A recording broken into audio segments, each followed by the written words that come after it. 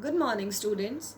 Today I am here with the third lecture of Government Budget and the Economy. We'll start our topic with our next topic, that is your budget expenditure. Yesterday we completed the topic budget receipts, and today we are going to start with expenditure of the government. Budget expenditure refers to the estimated expenditure of the government during a given fiscal year. Now, what is the meaning of expenditure? क्या होता है expenditure? That is खर्चा.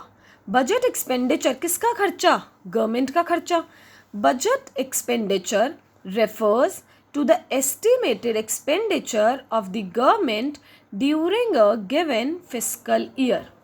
The budget expenditure can be broadly categorized as, first one is your revenue expenditure and the second one is capital expenditure.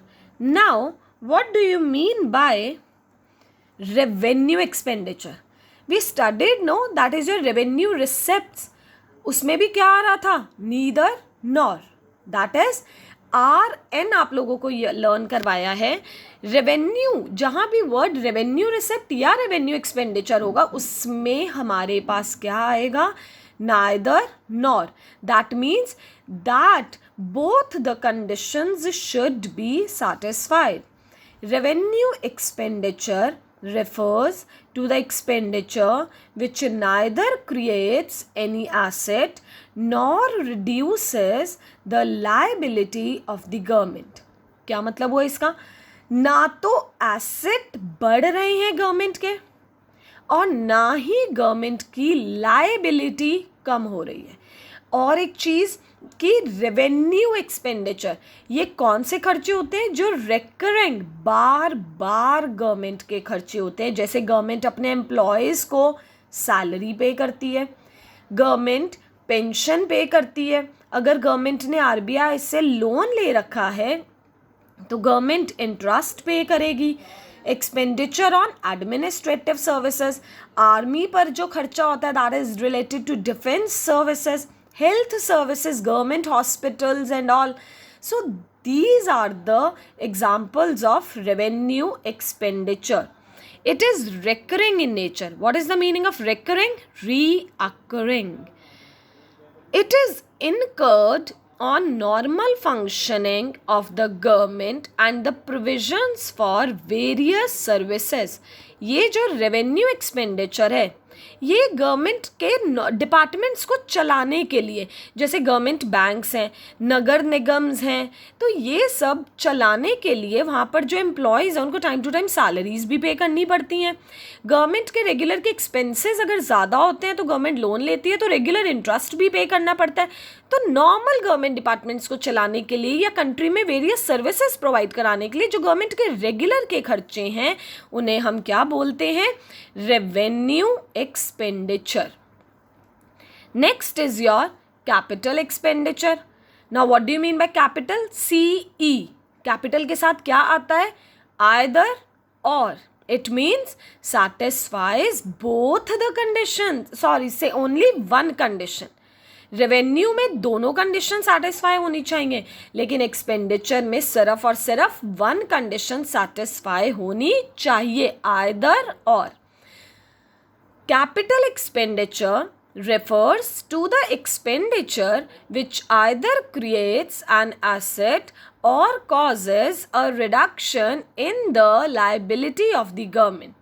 या तो government के asset बढ़ने चाहिए और या फिर गवर्नमेंट की लायबिलिटी क्या होनी चाहिए? कम होनी चाहिए. एग्जाम्पल, अगर गवर्नमेंट, सेंट्रल गवर्नमेंट अगर किसी भी स्टेट गवर्नमेंट को कोई लोन देती है, अगर गवर्नमेंट किसी भी सेंट्रल गवर्नमेंट अगर स्टेट गवर्नमेंट को लोन देती है तो पहले भी हमने पढ़ा था डेटर्स क्या हो जाएंगे? बढ़ जाएंगे. इट मीन्स एसेट क्या हो जाएंगे? गवर्नमेंट के इंक्रीज हो जाएंगे. Expenditure on building roads, flyovers, factories, asset क्या हो रहे हैं, बढ़ रहे हैं. Repayment of borrowing. एक और चीज़ बेटा यहाँ क्लियर कर रही हूँ, इंटरेस्ट की पेमेंट से कभी हमारा लोन का अमाउंट कम नहीं होता है. तो इंटरेस्ट क्या है हमारे पास, रेवेन्यू एक्सपेंडिचर. लेकिन रीपेमेंट ऑफ बोरोइंग, इंटरेस्ट से हमारी लायबिलिटी कभी कम नहीं होती है, क्योंकि इंटरेस्ट तो बोरोइंग के ऊपर का अमाउंट होता है जो हम ब्याज दे रहे हैं. बट रीपेमेंट ऑफ बोरोइंग से, अगर गवर्नमेंट ने लोन ले रखा था और अब वो रीपे कर रही है उस लोन को, तो गवर्नमेंट की बोरोइंग क्या हो जाएगी, दैट इज लायबिलिटी क्या हो जाएगी, कम हो जाएगी. But these expenses, that is your capital expenditure, is non-recurring in nature. Non-recurring, ये रेगुलर बेसिस पर इनकर नहीं किया जाता. It adds to the capital stock of the economy, like metro और flyover economy की क्या increase हो रही है, capital, that is asset increase हो रहे हैं. So this is the capital expenditure. Next is your difference between the revenue expenditure and capital expenditure. Revenue expenditure, that is RN only, no, neither nor. Revenue expenditure neither creates any assets nor reduces any liability of the government.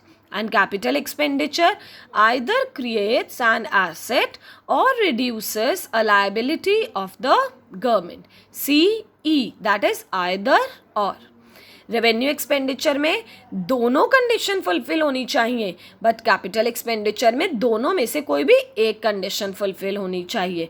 Revenue expenditure का purpose क्या है, government departments को normal चलाने के लिए. कोई भी person free में तो काम करेगा नहीं, तो गवर्नमेंट को सैलरी पे करनी पड़ेगी रेगुलर बेसिस पर. It is incurred for normal running of government departments and provision of various services. And capital expenditure का मेन पर्पस क्या है, that is acquisition of asset. Acquisition means acquiring, that is acquire करना, क्योंकि इसमें condition क्या है, creates an asset, जिससे हमारे assets बढ़ रहे हैं, और granting of loans and advances. तो ये हमारे पास क्या है, कैपिटल एक्सपेंडिचर का पर्पस. थर्ड, रेवेन्यू एक्सपेंडिचर का नेचर क्या है, recurring, that is regular in nature, that is reoccurring, that is such expenditure is spent by the government on day-to-day activities. And capital expenditure का nature क्या है, non-recurring in nature. Next, revenue expenditure examples क्या हैं, salary, pension, interest, these are regular expenses of the government. And capital expenditure examples, repayment of borrowings, expenditure on acquisition of capital assets, these are the non-recurring expenses of the government. Our next topic is government deficit. What is the meaning of the word deficit? Let me make you clear. Deficit means when government's expenditure is more than the government receipts. Budgetary deficit is defined as the excess of total estimated expenditure over total estimated revenue. Government का जब खर्चा क्या है, ज़्यादा है, किससे, government की income से. Budgetary deficit is defined as the excess of total estimated expenditure over total estimated revenue. That means when the government spend more than it collects, कि गवर्नमेंट खर्च ज़्यादा कर रही है और उतना कलेक्ट नहीं कर रही है. When the government spends more than it collects, then it incurs a budgetary deficit, and budgetary deficit is of three types. First deficit is revenue deficit, second deficit is fiscal deficit, and third deficit is primary deficit. So first deficit we will be studying in detail now. What is the meaning of revenue deficit? Revenue deficit refers to the excess of revenue expenditure over revenue receipts during a given fiscal year. It means in revenue deficit, what is the main point? Excess of revenue expenditure. आपने revenue expenditure भी पढ़ा है और revenue receipt भी पढ़ा है. revenue expenditure के example क्या थे? That is your payment of salaries, interest, expenditure on health services, administrative services, defense services, and revenue receipt, that is regular receipt कौन सी है गवर्नमेंट की? टैक्सेस हो गए, या फिर अगर हम कह सकते हैं interest received, dividend, profit, fines, penalties, these are the revenue receipt. So I'll explain you this point with the help of an example. The example is revenue deficit is equal to total revenue expenditure minus total revenue receipts. That is revenue expenditure. Suppose we have taken the example salary plus interest plus health and defense services minus total revenue receipt. What are the total revenue receipt? Taxes plus interest plus dividend received plus fines plus fees plus profits. Suppose now what we have taken, salary is 10 crore, interest is 5 crore and 25 crore health and 40 crore defense. Next 15 crore taxes, interest received 5 crore, dividend received 10 crore, fines 5 crore, fees and profits is your 25 crore. Total expenditure is 80 crore and total receipts are 60 crore. So what is the deficit? That is your 20 crores. So this is known as the revenue deficit. Now what are the implications of revenue deficit? The implications of revenue deficit are, that is, implications. What is the meaning of implication? Effects. It indicates the inability of the government to meet its regular and recurring expenditure in the proposed budget. That is your कि revenue deficit का effect क्या पड़ेगा? सबसे पहला effect है कि government इतनी भी एबल नहीं है, गवर्नमेंट के पास इतनी भी रिसिप्ट नहीं आ रही है कि गवर्नमेंट अपने रेगुलर के खर्चों को बेयर कर सके. इट इंडिकेट्स द इनएबिलिटी कि गवर्नमेंट इतनी भी एबल नहीं है कि अपने रेगुलर के खर्चों को बेयर कर सके. Second, it implies that government is dissaving. Government अपने डेफिसिट को, जो एक्स्ट्रा वाला खर्चा है, अगर आपके पास सपोज 100 रुपये हैं और आपने खर्च कर दिए 120 रुपीज़, तो आप 20 रुपीज़ कहाँ से, मतलब उसे पूरा कहाँ से करोगे? आइदर या तो आप बोरो करोगे, ठीक है, या अगर आपके पास कहीं और आपके मनी बैंक में कहीं पे भी आपके पास पैसा रखा होगा, वहाँ से सेव यूज़ करोगे. तो गवर्नमेंट भी ऐसे ही करती है. It implies government is dissaving, that is government is using up the saving of other sectors of the economy to finance its consumption expenditure. कि गवर्नमेंट का जो एक्स्ट्रा वाला एक्सपेंडिचर है, गवर्नमेंट उसे क्या करेगी? या तो डिसेव करेगी. Is it clear?